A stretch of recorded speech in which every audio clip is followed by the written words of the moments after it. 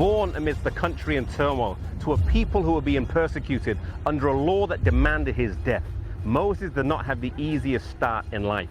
At the time of his birth, the children of Israel had been living in Egypt for almost 400 years, and the Pharaoh at that time had expanded the country considerably. But it was at home where his tyranny was felt the most.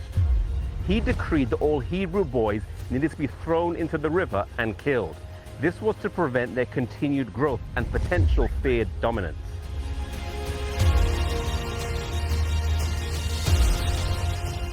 In desperation, Moses' mother Jochebed came up with a plan.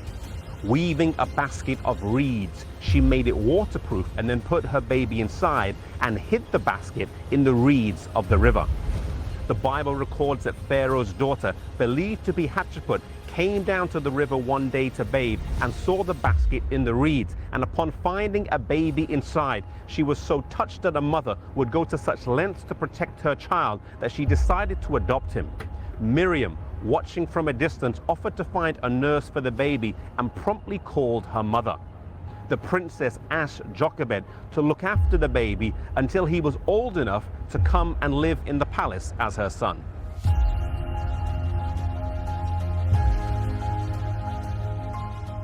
For 12 years, Jochebed filled her son's mind with the knowledge of God. At the age of 12, he was taken to the court of Pharaoh, where he became the grandson of Pharaoh and was afforded the best education that Egypt had to offer. Growing up in the bewildering glamour of the Egyptian courts, Moses never forgot his roots. One day when he was out, he spied an Egyptian beating an Israelite, and he killed him and buried him in the sand. The next day, when he tried to arbitrate a dispute between two Israelites, he was astonished to find that they knew he had killed an Egyptian the day before.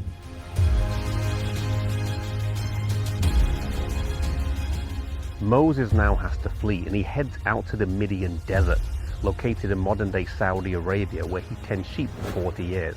He gets married, has children, and one day whilst in the desert, he sees a bush burning, and he hears the voice of God calling, saying, "Moses, Moses." He instructs him to go back to Egypt, to deliver his people, to take them to Canaan. Moses is reluctant to go, but he is reassured that his brother Aaron will go with him, that the power of God will go with him, and he finally agrees to go.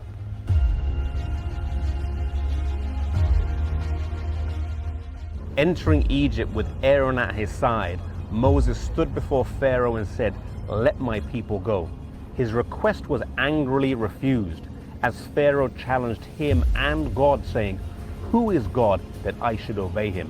Moses and Aaron then demonstrated the power of God, using Aaron's rod, as it was miraculously turned into a snake and then back into a rod.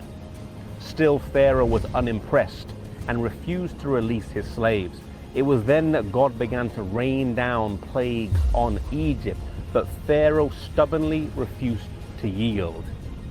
As the rivers turned to blood, and frogs, lice, and flies covered the land, boils afflicted the people, and locusts and hail decimated the crops and herds, and finally darkness covered the land, yet still Pharaoh's heart hardened more decisively.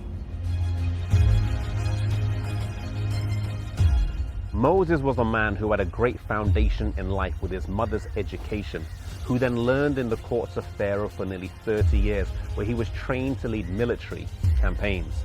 However, instead of all of this, he went to the wilderness for 40 years where he tended sheep, but this was exactly what he needed. God knows what's best for us. Sometimes we think we're prepared for the great challenges in life, but we grossly misjudge ourselves and our circumstances. Just like Moses needed time away in the silence and solitude of the desert, so sometimes God withdraws us from the heat of life to prepare us for something else great down the line. If you are going through a wilderness experience right now, trust God, trust that He knows what's best for you, and have patience in Him.